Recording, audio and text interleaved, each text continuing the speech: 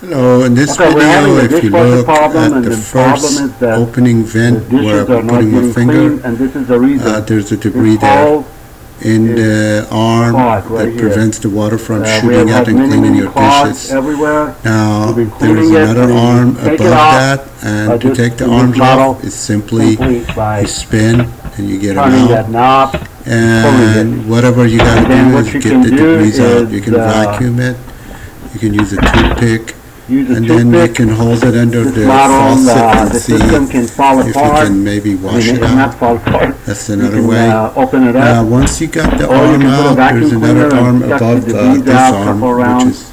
cleans the upper rack. Next shot, we're gonna go Get open up both the arms model. out, then we're gonna run the dishwasher without any arms, and that's gonna clean the tubes completely.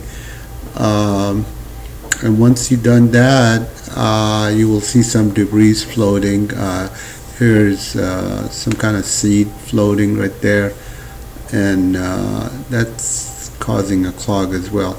Once you've done that, put everything back and you're on, and periodically check to make sure the arms are not clogged again by something that you missed, like I would check it every once a month or something like that.